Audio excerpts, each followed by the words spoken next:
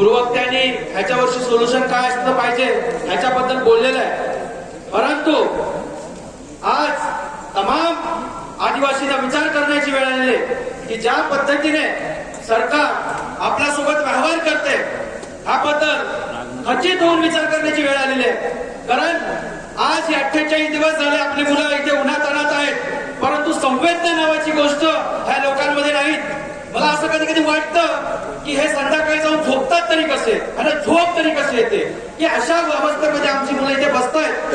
त्याचबरोबर उलगुलान मोर्चा आहे आणि खऱ्या अर्थाने सच्च्या आदिवासीने उलगुलांचा अर्थ समजून आता जे सांगितलं त्यानुसार की जे बिरसा मुंडाने आम्हाला हात दिलेले आहे अपवाद दिसून काय अपवाद आणि हे करण्याची वेळ आलेली आहे. आम्हाला सरकार फरकार नको आहे आणि आम्हाला खरी आमची सत्ता नाही असेल तर आता इथे मागण्यापेक्षा आपापली गावं सांभाळली पाहिजे.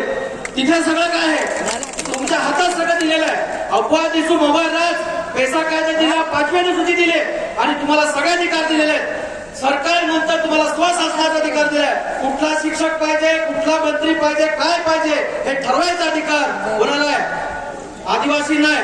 आणि म्हणून तुमच्या गावात असे बाह्य स्त्रोतवाले कॉन्ट्रॅक्टवाले असे जर कोणी शिक्षक येत असतील तर त्यांना तिथेच आणून पडा. हा प्रशासनाला सांगा की आम्ही असे घेणार नाही. कारण तुम्ही कायदा करताना पैसा कायदा करताना किंवा जी काही आम्हाला पदं दिली आहेत त्याच्यामध्ये स्पष्ट लिहिलेलं आहे की तिथली बोली भाषा समजणारा माणूस असला पाहिजे आणि ह्या बोली भाषा न समजणारी लोक आमच्यावर थोपायचं काम करणार तर आम्ही सहन करणार नाही. आणि म्हणून अपवादिसून अपवाद सांगताना आमच्या गावात आमचं सरकार सांगताना तुम्हाला तुमच्या ग्रामसभा मजबूत कराव्या लागेल. सरकार तुमच्या हातामध्ये दिलेलं आहे पण मला खेदाने सांगावं वाटतं की आपण नाही तिकडे फिरतोय. आपलं गाव मजबूत करा.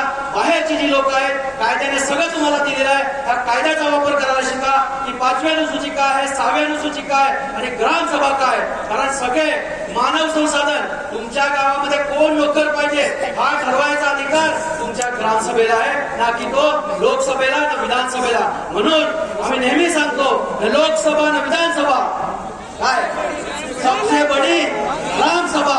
आणि हे वाक्य तुम्ही लक्षात ठेवलं पाहिजे. मी बऱ्याच आंदोलनामध्ये जातो आपल्या मुलांना सांगतो त्यांना काय वाटतं सगळे अधिकार ह्यांच्याकडे, सगळे अधिकार तुमच्या हातात आहेत आणि ते अधिकार वापरायला शिकलं पाहिजे तर ह्यांची मोती बनवणार आहे. त्याशिवाय हे शक्य नाही. आणि जाता जाता एवढंच सांगतो की आपल्या ग्रामपंचायतीमध्ये 5% पैसा निधी किती 5%. कधी डोक्यात प्रश्न आलाय का 95% कुठे आहेत? आपण विचार करा. तुमच्या शाळा तुमच्या आरोग्य सगळं तुमच्या हातामध्ये.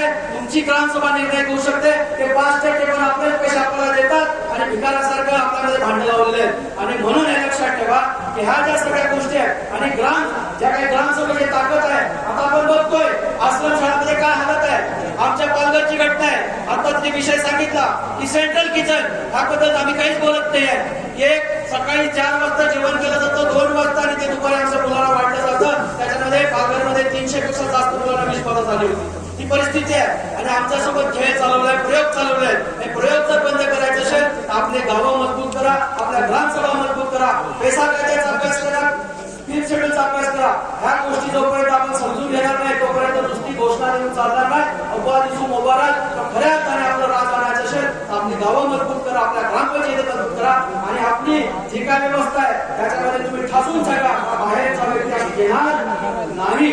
आणि हा जो काय जी आहे तो निश्चितच सगळे समाज बांधव आपल्याला तो रद्द करायचा आहे. आणि जाता जाता एवढंच सांगायचं आहे की जेव्हा काही जी निघत होता तेव्हा आम्ही प्रतिनिधी पाठवले तेव्हा काय करत होते हा विचार आपण लक्षात ठेवला पाहिजे की ज्यांच्यावर आम्ही जबाबदारी दिली आहे ते जबाबदारी विसरले आणि त्यांनाही प्रश्न करायला शिका तर खऱ्या अर्थाने आपला जो काही प्रश्न आहे तो सुटणार आहे. एवढंच बोलतो आणि माझे 2 शब्द संपवतो. सगळ्यांना जोहार.